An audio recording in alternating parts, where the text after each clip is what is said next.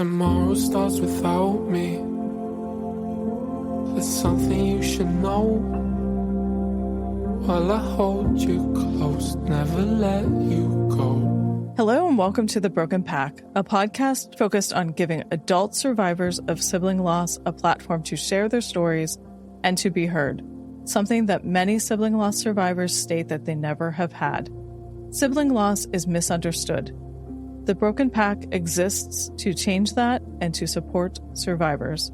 I'm your host, Dr. Angela Dean. Today's episode features Dr. Parul Dua Makkar talking about losing her brother, Dr. Manu Dua, to oral cancer. Both of them were dentists. This role that they played impacted their grief, his illness, and how she's changed her work and her life to be both a self-advocate for her grief and herself in other ways, and as it's played a role in changing her work and how she's making an impact in leaving a legacy. She's an author, and her brother was an author as well. Take a listen. Or second guessing, 'cause you never know, you just never know. All right, so welcome to the show. What would you like to tell us about yourself? Hi, thank you for having me. First of all, it's great honor here to share this journey. I'm Parul. I am a dentist based in New York, and I lost my younger and only sibling. It's been 3 years now in March to cancer. And the irony of the whole thing is that he died of oral cancer, and both he and I are dentists, or were dentists. Yeah. Thank you for sharing that. I just reread the book, and so I know that'll be part of our conversation as well. But I was wondering how you would describe your brother and what you want us to know about him. Manu was carefree. He was very honest. He didn't have any gray zone. It was black or white. It was right or wrong. He loved life. He really did. He enjoyed every minute that he lived, and he lived it to the fullest. He did things that he wanted to do, not what peer pressure society expected of him. So he really lived life to his own terms and fully. He wanted to live more. He really had so many plans, and life took a different turn. Mm-hmm. And the age difference was about 7 years, you said? Yeah, 7.5, exactly. Mm-hmm. Mm-hmm. He was June, I was Jan. So exactly 7.5. Yeah. Yeah. How was your relationship with him? I think I was more of a second mother to him, and we were raised very differently. I grew up my formative years. I was 6 when we moved from India to Abu Dhabi, and that's where he was born. So I grew up in an Indian predominant culture. I went to an Indian school in Abu Dhabi. Manu went to a British school. He didn't know Hindi, which is our native tongue. He learned it later on in life. And then I always say we grew up with 2 different parents. My parents were earlier on in the marriage. They were struggling, and he was born almost a decade after them being married. And he was born when my parents were a little bit more financially stable and were able to offer him more. And then I left for college half across the world in the late 90s to the States. And he was 10. I was 17. And so there was a big gap. It wasn't like I was coming home every weekend. I was coming home every few months for holiday break. And Manu and my parents were still in Abu Dhabi at that time. And then they moved to Canada. Again, it wasn't like Toronto and New York. I was still in Oklahoma, and he was in Calgary. And it was a full day flight. So we grew up pretty much like only children, and we would meet. So what really united us was dentistry, because when I graduated dental school, he graduated high school. And then we lived together in the same house, and he followed my footsteps. He watched me and my career, and he decided to follow my footsteps. And then I got married when he got into dental school. So when I would go back home after marriage, he was in dental school and he would come back. So yeah, we were never together for long. And so he always looked up to me. And then I think at some point our roles reversed, where I started listening to him, and he was very much more read and wordly. And he would offer me advice on my career, on my practice. He even helped me lay out the plans for my new practice, because he had already started his prior to me opening my own from scratch, because I waited for my kids to be older. So somewhere along the lines, the roles reversed. And we took courses together. We went to DR. We took an implant course together. We would talk about cases. And yeah, dentistry united us. So that's interesting. I wonder what it was like. I know that you're doing a lot of advocacy for oral cancer awareness for dentists and other professionals. And I'm wondering how that was to learn that he had oral cancer while you were both dentists. Manu had a lesion and he showed me, he's like, this isn't bothering me. And I looked at it. He was in Calgary. I'm in New York and this is 2019. And I said, dude, this doesn't look good. You need to get this biopsy. And he's like, no, I've got my oral surgeon friend. I'm on this medication and we haven't done the biopsy yet because it's something not serious. And I go every summer, and this was June. He was just shy of his 33rd birthday. And I go in July, so we celebrate his birthday together. He's bought a new house. And I said, show me your tongue. And this lesion that he showed me a month ago is really ulcerated and he's having trouble eating. Like we went out for sushi. He's, no, the wasabi hurts me, trouble talking. And I looked at the lesion and I'm like, are you kidding me right now? Why haven't we biopsied this? And so when the cancer diagnosis, I think there was part denial. Like I said, he was 33. He had a startup scratch practice in 2016. He just bought a new house. He did all the special build. He picked all his finishings. He bought custom furniture. He was high on life. Mm-hmm. His practice too, every little thing he built. He was featured on a Dental Town, which is a dental magazine. And he was on the cover of that magazine in 2019. And he had the cancer diagnosis at the same time. And so I think there was a lot of denial, did not want to get the earlier biopsy because he feared if it would be true what he had. My dad lost his mom, our grandmother, to cancer, a different form. For my dad, it was always cancer-associated death. Mm-hmm. And then I remember my dad asking me that question, is Manu going to die? Mm-hmm. And I said, no, Papa, he's not going to die. He's young, he's healthy, he's active. He plays all the sports and he's got no other comorbidities. This is not your mother who's 60-some years old. This is a young 33-year-old. They're just going to take out the lesion and they're just going to remove all the bad stuff and radiation. He's going to be fine because we know cases of people who have had cancer and have survived and have lived full lives or had more time on their hands. So there was no doubt in any of our minds that he would do it. I'm like, no, I know this. I know people who've had cancer in their mouths and it's fine. It'll be okay. And that's what we really believe to be. Unfortunately, it was very aggressive and it returned after his first surgery where half his tongue was removed and graft from his arms, all of that. It was an 8-hour surgery. Mm-hmm. And he went back to practice. He actually came to New York to see me and then went back to practice within 2 months of his surgery. And the cancer returned. Mm. And that's just when COVID hit. COVID hit, we got shut down in March as dentists. And Manu's cancer returned on April 1st, that same year, 2020. Mm-hmm. I was trying to think back. So if you were shut down, was his treatment delayed? We'll be back after a quick break. Hi, I'm Dr. Angela Dean, host of the Broken Pack podcast. If you've lost a sibling, you viscerally understand the complexity of your loss and how isolating it can feel. Sibling loss is misunderstood. And that's why I created an in-person retreat called the Sibling Grief Refuge. It's happening this August 15th through the 18th near Pittsburgh, Pennsylvania.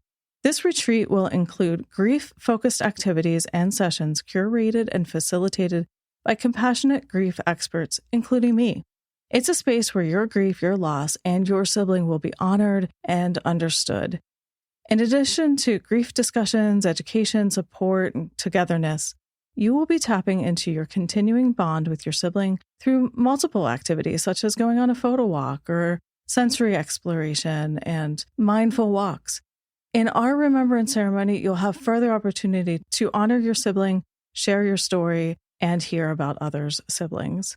For more information, visit thebrokenpack.com/retreat. Or just head to thebrokenpack.com and click the Sibling Loss Retreat link in the top menu. Spaces are limited, so secure your spot today. Let's walk this path of sibling grief together. Now back to the show. So his initial treatment wasn't delayed in 2019, where half his tongue was removed and the surgery and all that. But after his second diagnosis, he got his surgery immediately. He was diagnosed April 1st, and April 17th, 2 weeks later, he had a second surgery where he had lymph nodes removed, more went back in for the neck dissection. And they saw a lesion on his chest. And hindsight's always 2020. Mm-hmm. And they ignored it. It was too small to do a biopsy, and it was on the same side as his initial tongue lesion. Mm-hmm. They wrote it off, and they gave him chemoradiation anyway. Finished that in the summer. And that's when he quit dentistry. He sold his practice. Mm-hmm. Because between COVID, uncertainty, I couldn't travel, the borders were shut down. He decided he's just going to quit dentistry and focus on his health. And he started writing the book, the blogs. Mm-hmm. That was his outlet because there was no contact with friends, with family. He was single. It was just his parents. So he needed something to share the grief with. Writing was his outlet. He found his calling in it, I think. And I think after the radiation and chemo, there wasn't enough follow-up because of COVID. It did play a role. He was supposed to have a 6-month follow-up. It got delayed. The chest lesion had grown. They were to do a biopsy that got pushed another month. Before he could even get that biopsy, he was in the hospital with failure to breathe because the cancer was in his lungs, which was shown on the CT scans, which they didn't biopsy, but he had fluid in his lungs. And that's why he couldn't breathe. And that fluid was drained and it was positive for squamous cell carcinoma.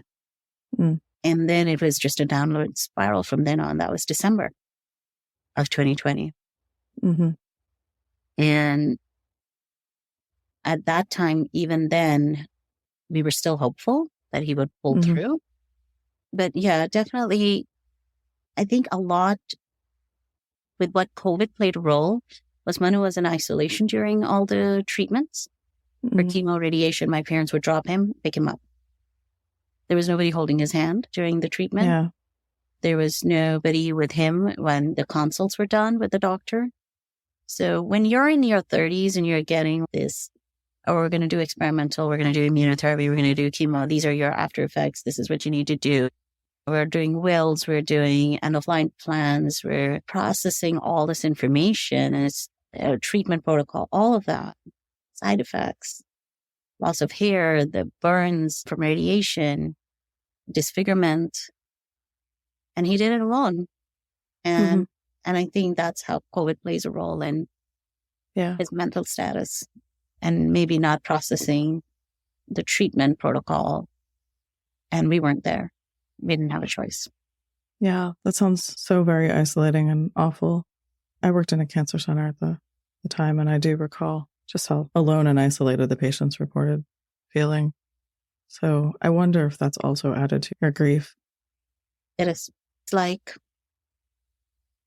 when my dad lost his mom to cancer, it was in India and we were in the Middle East and they would take turns, my parents.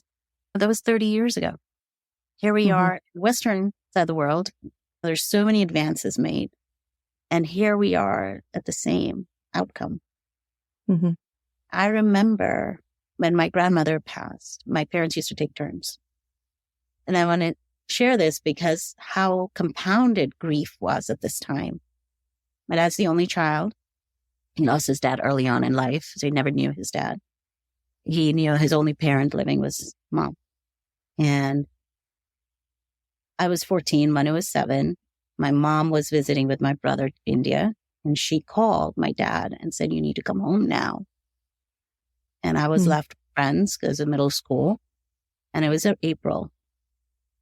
I still remember that. My dad flew for the final rites with Manu. Now we're fast forward almost 30 years later in a different part of the world. Same parents. My dad watched his only parent die of this horrible disease. Now he's watching his only son die in front of his eyes. My mother lost her mother April 4th. April 1st, Manu was re-diagnosed. So now she's lost a parent who she can't grieve because she was in India. And then in February of 21, my dad asked me that same question. He asked me, is Manu going to die in February of 21?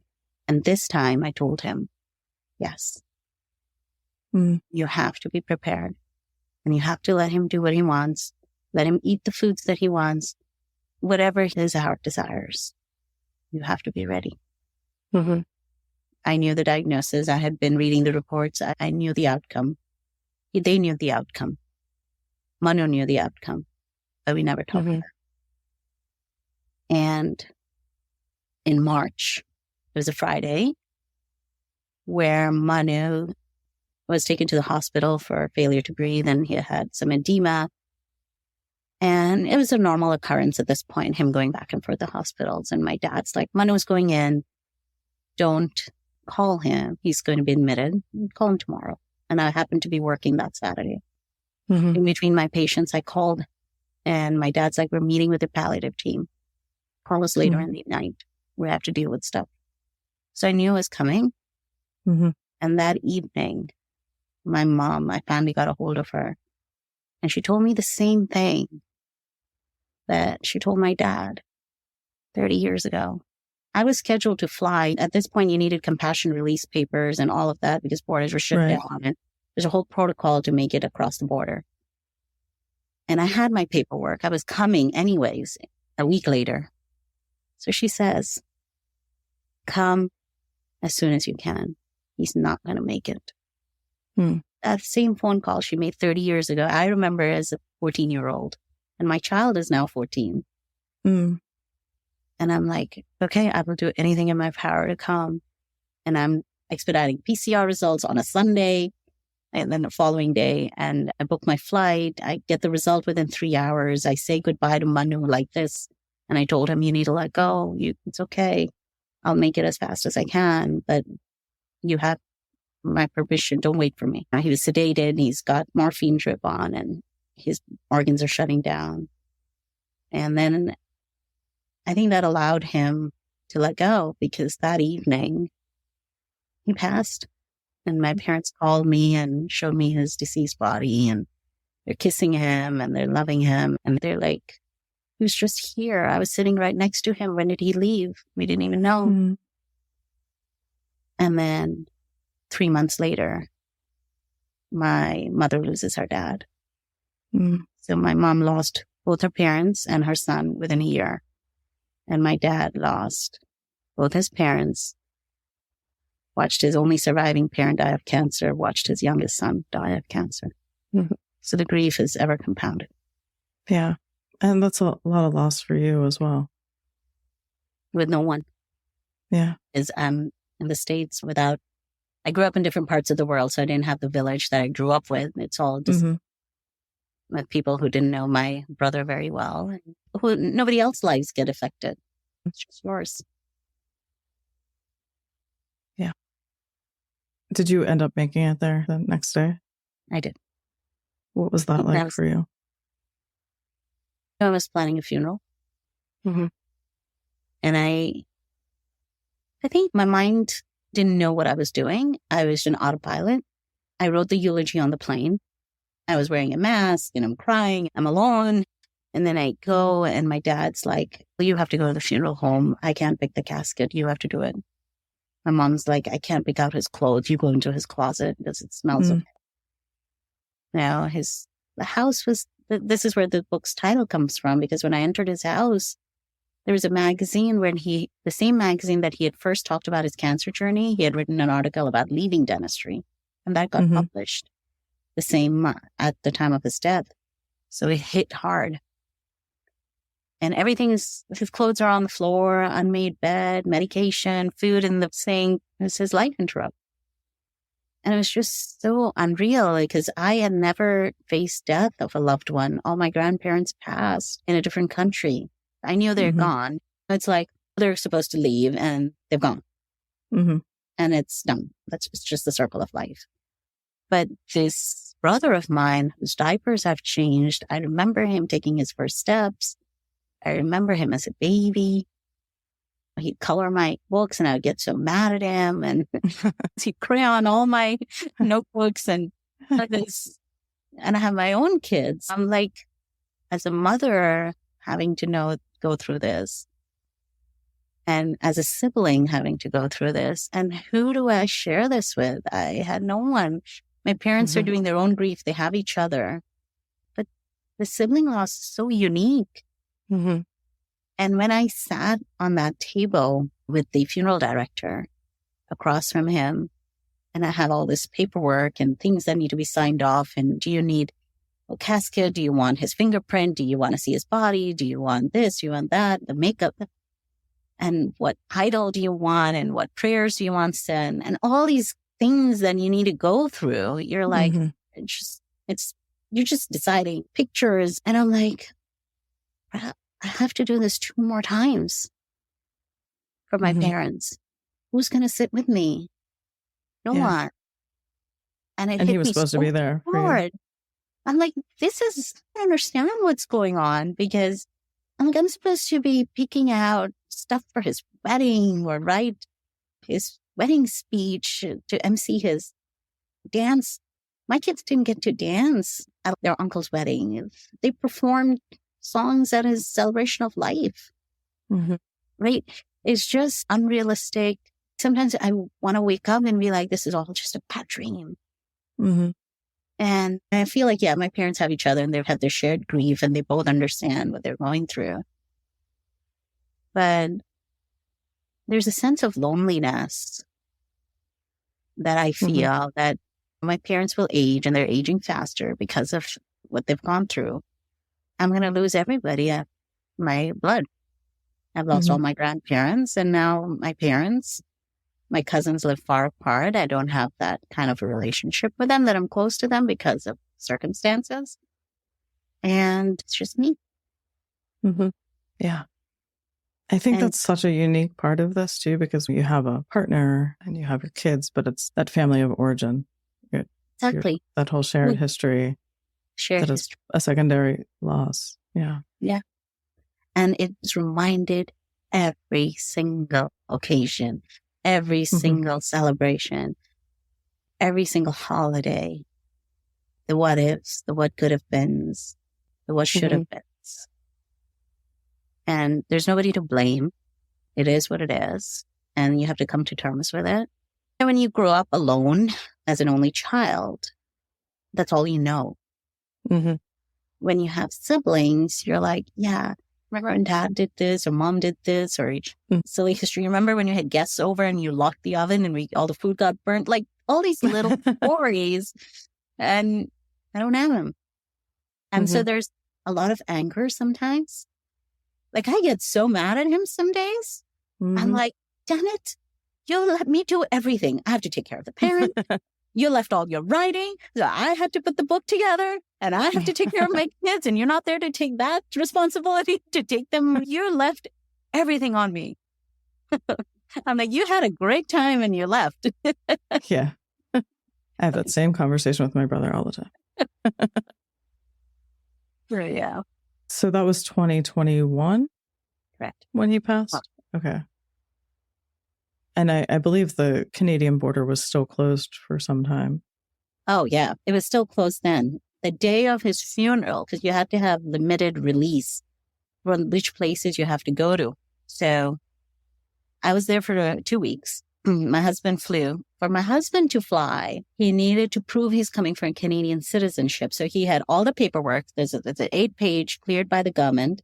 Then he had to prove with our marriage license. He came separate. So he had to prove with the marriage license, my Canadian passport copy, that he's coming, that yes, I'm married to this woman. Yes, she's a Canadian citizen. And this is why we're coming. And the funeral director signed off on the funeral stuff. So it was a nightmare. The Canadian have an app. You had to check in every single day. We would get calls. How are you isolating? Where are you isolating? You're only allowed to stay in places where you've written on the limited release, which is my parents. And my parents had to sign that off. That yes, where you take responsibility of her isolation. I would get calls. Where are you getting your food from? Where are you staying? Which part of the house are you staying? How are you getting fresh air?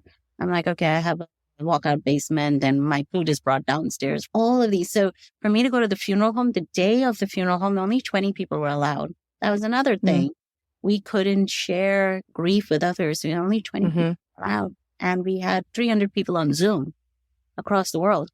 And that's why we did a celebration of life at the end of the year after the COVID restrictions were lifted. But it was just this constant. So the day of the funeral, I am actually on the phone with the Canadian consulate because the funeral director had to sign off a limited release to allow me to be at the funeral home for my husband and I. So I'm calling there. I'm like, I need this paperwork faxed and sent over. The government had to know that I'm going to be at this place on limited release for this purpose. Like it's just, the whole process was just a nightmare. Yeah. I don't even know how I processed everything. So instead of grieving for my brother and planning that, I'm doing this dumb paperwork. Yeah. I almost wonder if that felt like a distraction in any positive way, but also delaying your grief. I never thought of it that way. That's a very interesting way to put it. Was it a distraction? Yeah. Now that I think about it, I don't think the grief hit me until months later. And that's when I had my first panic attack. Oh. This was in June, and I was at an event, and what had happened was I was on the phone with some stuff from my parents who were dealing with their own depression and stuff. I was at work, and I couldn't take so much time off work. I'm a private practice owner. I took 3 weeks off.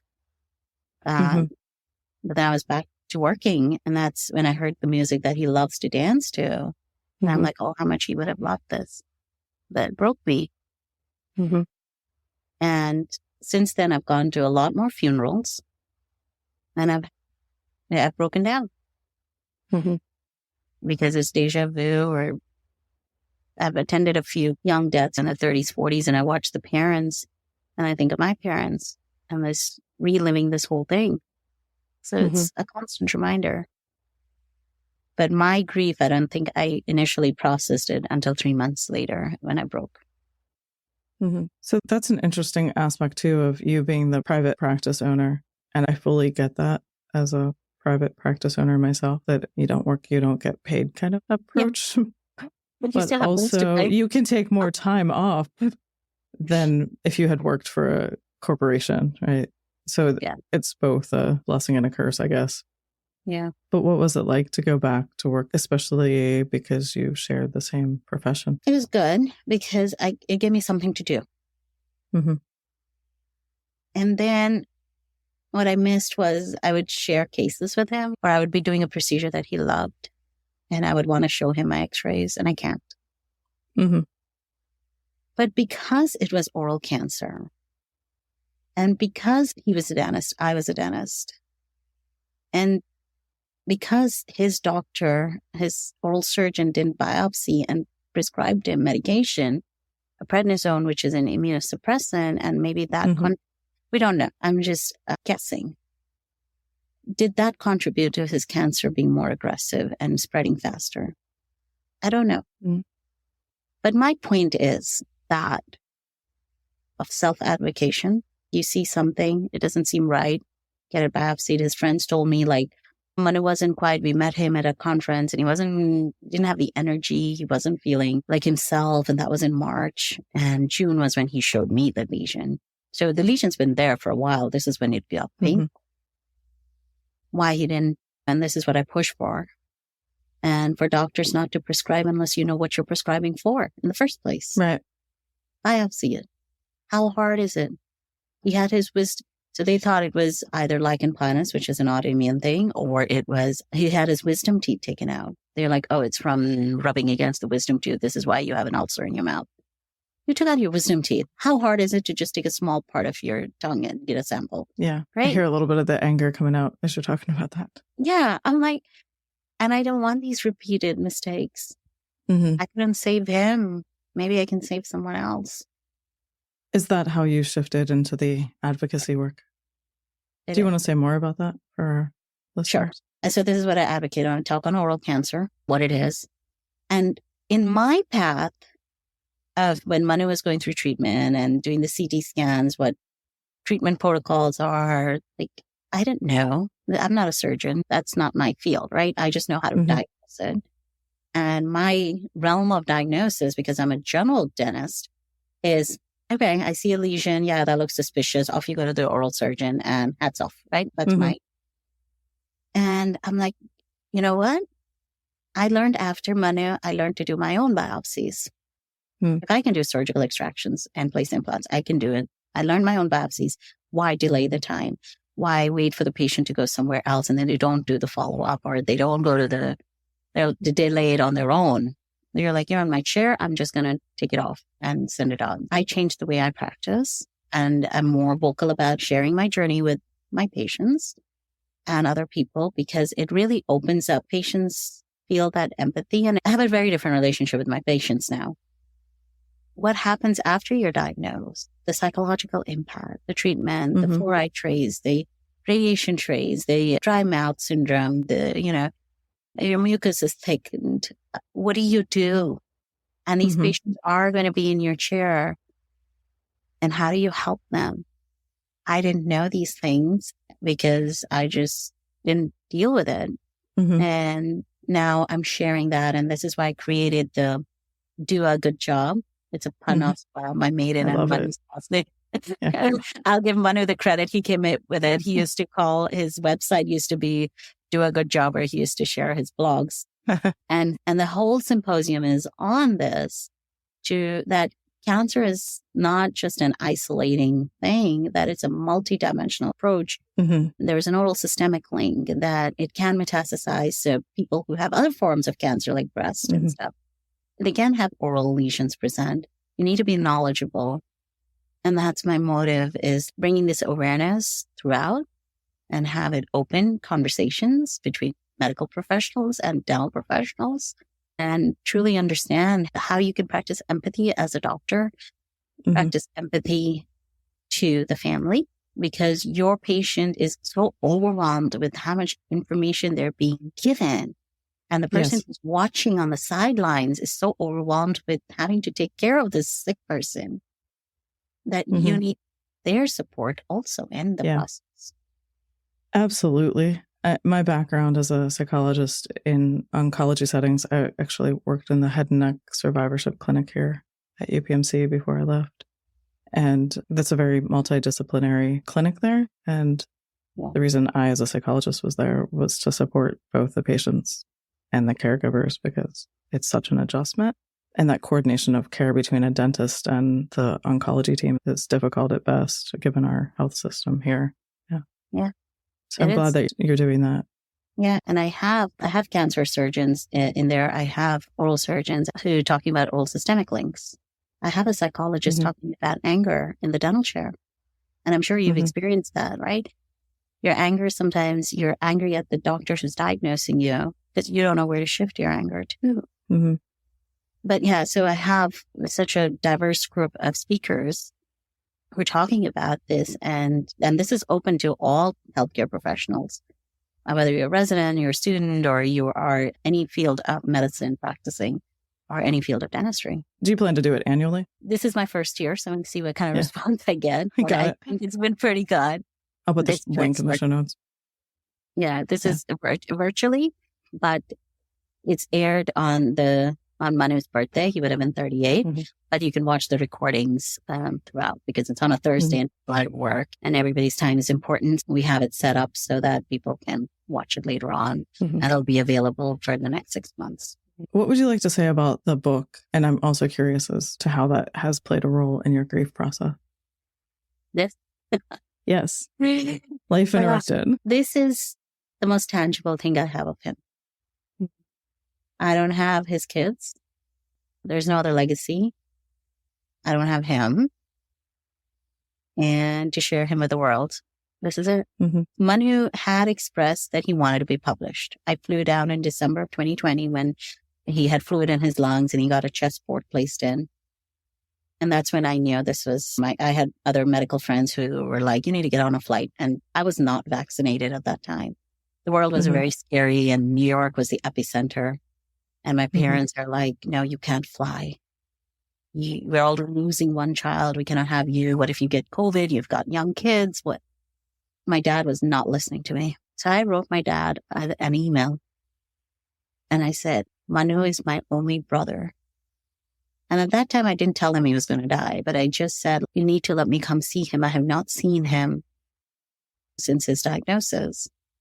He had flown in September, but I'm like, I have not seen him since his second surgery, all the chemo, everything. I've not been there for anything. Let me just come.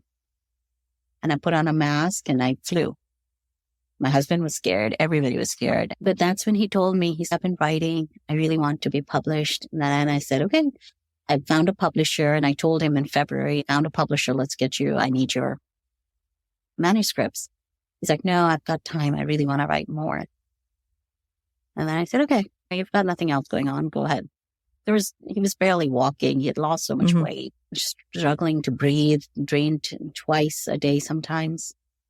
And so when I found all his writings, the unfinished pieces, I put it in the same chronological order as he had put in them. And it was my way of doing something for him. Because I felt a failure as a dentist, as a sister, as a daughter. In so many aspects, I couldn't be there. I couldn't save him. I couldn't push him. And there's a guilt. There's a survivor's guilt. I have the same gene pool as him. Why him, not me?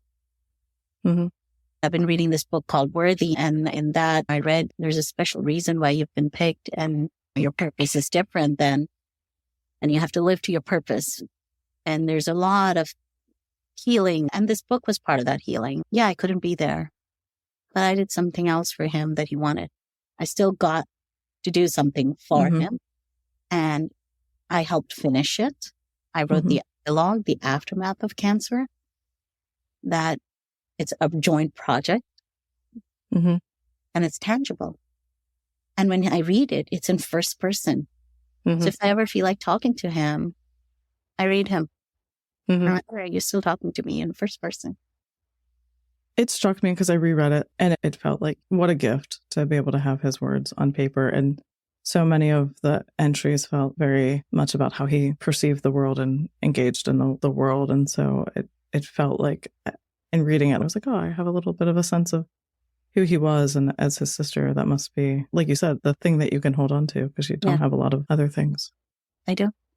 His house is sold and his cars are gone and there's nothing tangible. At all. And I knew when he had given up. He never gave up. I don't think he ever stopped fighting. But in Jan of 2021, he was admitted for 2 weeks in isolation. Complete isolation because it was still COVID. He had a lot of fluid buildup. He had edema and they were draining him and he had high white blood cell counts. And it's so silly. He would shy away from telling us the full details of what he was going through. He was protecting us. He was admitted one time for high calcium levels. I'm like, Manu, why do you have high calcium levels? And he's like, no, don't worry about it, Didi. It's because I had too much calcium pills. Not because your cancer is down to your pelvic bone and you're slowly degrading. Manu, why do you have a high white blood cell count? Not because you have a cell nucleus. It's like, no, it's just some infection. They're just going to fight it off. I'm in 2 weeks to the hospital. And when he was in that hospital, he had written the chapter, the last blog, New Beginnings. The last chapter, the last paragraph. And he always shared his writings with me, right? He's, okay, Dee, this is what I wrote. And when I read it, even then I knew it was any day now. And then he stopped writing after that because he just got really sick. And then February, and he was getting immunotherapy. And again, I don't know if he knew it and was imminent because in Feb, I told him, I'm like, kids are off. I'm going to come. He said, don't come now. I'm getting more radiation. I have another lesion and that's positive for cancer also. The chessboard was moved and the initial chessboard side had fluid retention and that was cancer. And I'm going to get more radiation on my abdomen. I'm going to be done by March something. And so why don't you come that weekend, March 21st? So I was to fly. I already had my tickets. And that's why I got the compassion release because it's only valid for a month. So I had it applied in December and then I applied it for March. And I said, okay, so February is going to take me time. I'm vaccinated now. Okay. My husband's going to come too. We planned this all. Unfortunately, passed before all of it. But had he not told me, I would You have would have not been there. I would have not been able to make it. I would Oh. not have my paperwork. I would not have been ready to fly. And the day I was supposed to fly was his actual cremation. Mm. So in some ways he knew, and he just told us as much as he felt he needed to tell us. And that was his sense of control. He couldn't control the other aspects of life. So this is what it was. He did things his own way. He never came to anything. He fought to the end as much as he could, and he did it on his terms. How are you doing now? I've come a long way. I've definitely become more empathetic. When somebody passes, it's so robotic to say, I'm so sorry for your loss. Mm-hmm. I can imagine what you're feeling. Unless you have gone through that process, unless you have watched a loved one die and been there through the aftermath, you don't. And like I said, I lost my grandparents and I was like, okay, that's life. But to watch somebody die in front of you is it's a different road, and few travel it. So now when people pass, people don't need support as much when somebody has experienced loss. The few days after people come, they call, they do the phone calls. And you don't need that anymore. You need it when the next holiday comes. Or you need it a few months later and you feel alone and nobody's calling and ringing and checking up on you. And it's made me realize how important that is. And I do it. Those death anniversaries, the birthdays, that's when it matters. I've become stronger. And I've realized how much strength I possess. That what I have had to go through, endure in my loneliness in ways. Yes, my husband's there for support, but that's not his brother. His life didn't alter. My kids are too young to remember. They didn't make an impact. And so you learn to stand up for yourself because no one else will.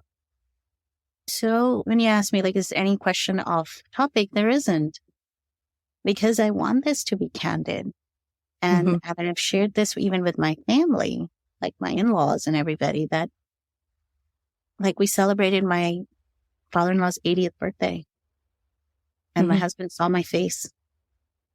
It's not that I'm not happy. Yes, I'm happy. We're celebrating.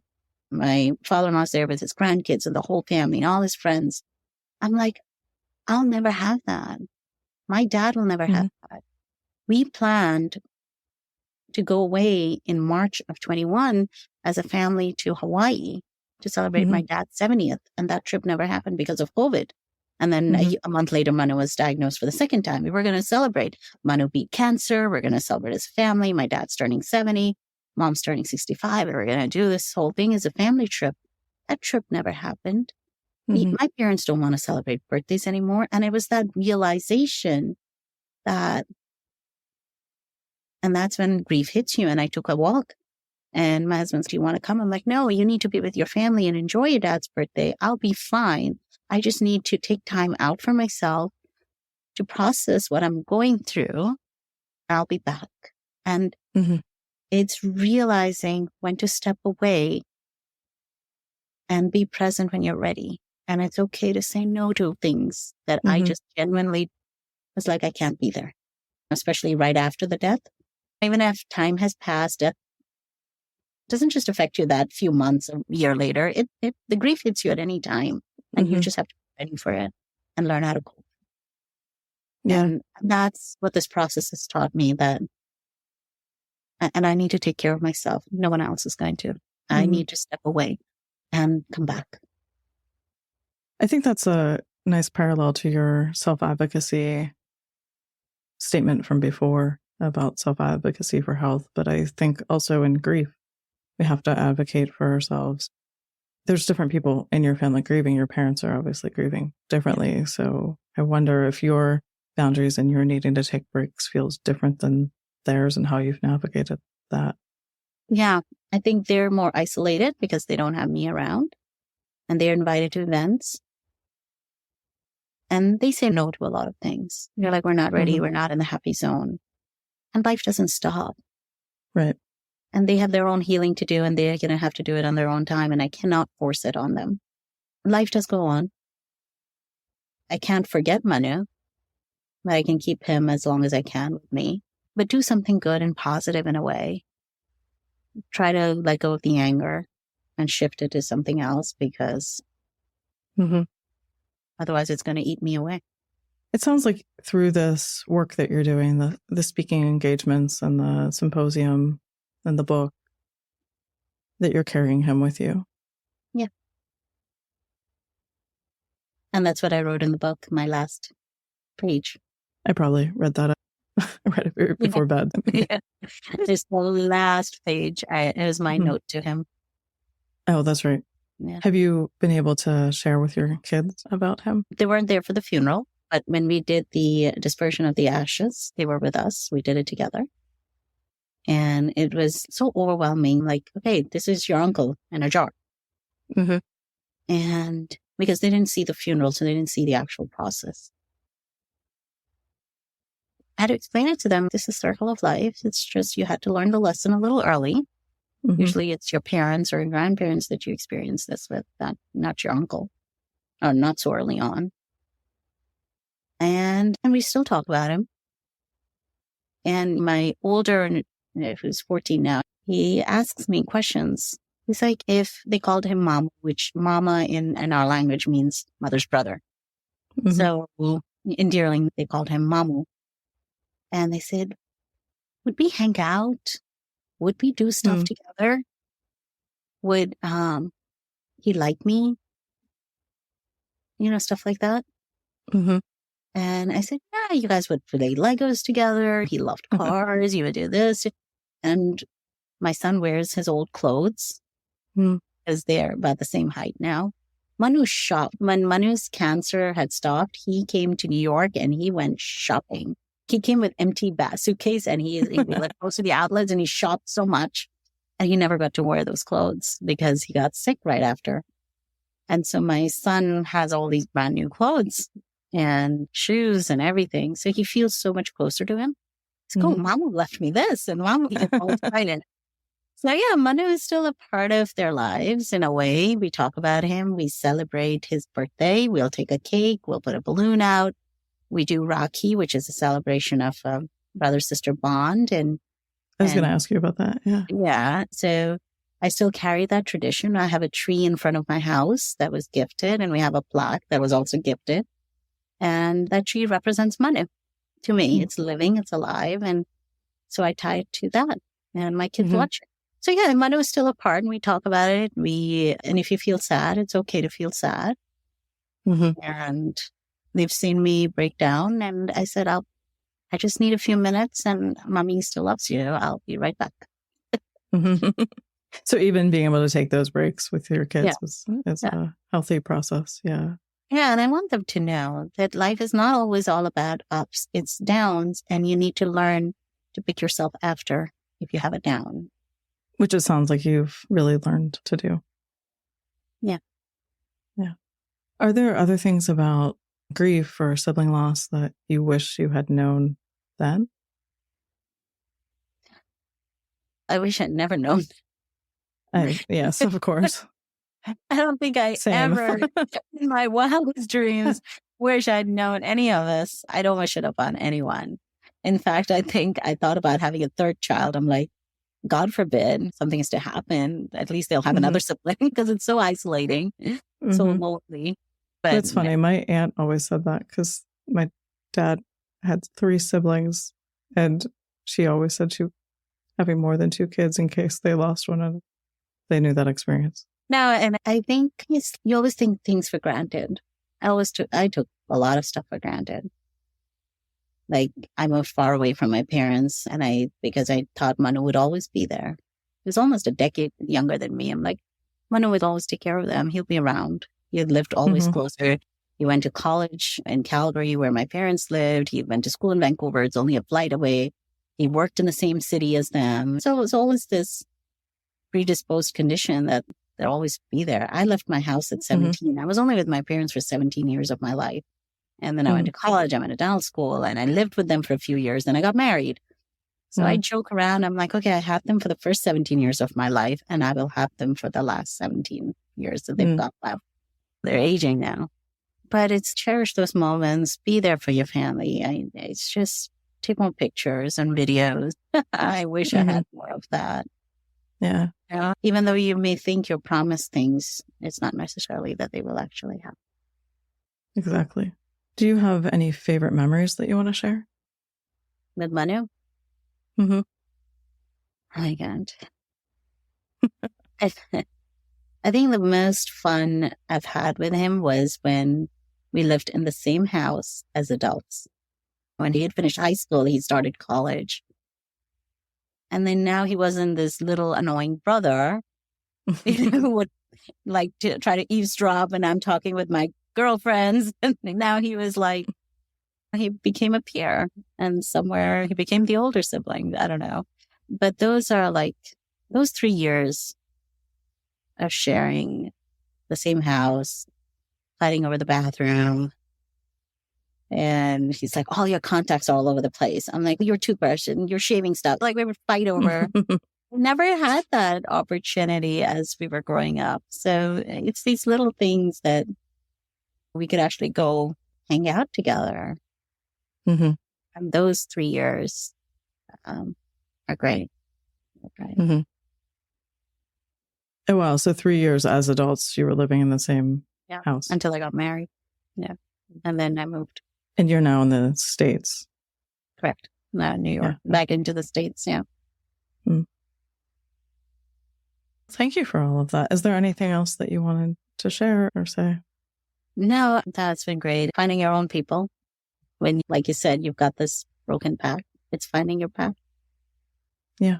Because we're all broken in all sorts of ways. And you can never be whole. You can try to find those pieces and maybe make it whole. Yeah, I like that interpretation. In fact, that's not why it's named the Broken Pack. But I actually had a couple people reach out when I first named it, and the people that I knew, and they're like, I'm not broken, I'm grieving. And I was like, I get that. It's actually called the Broken Pack because the wolves grieve. Yes. And their pack is broken as the family structure. And so that's what the broken refers to. But it's obviously open to interpretation. Yeah. I know. Yeah. I know the wolf reference, but I perceive it as finding your pack.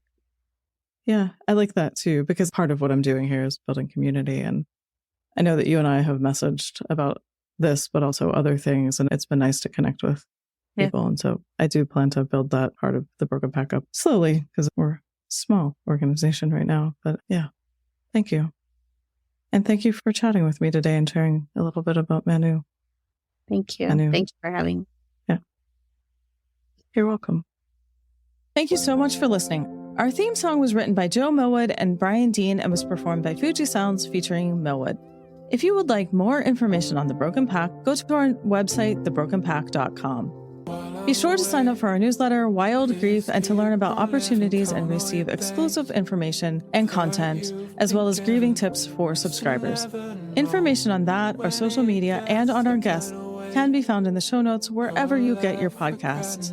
Please like, follow, rate, subscribe, and share. Thanks again. 'Cause you never know, you just never know.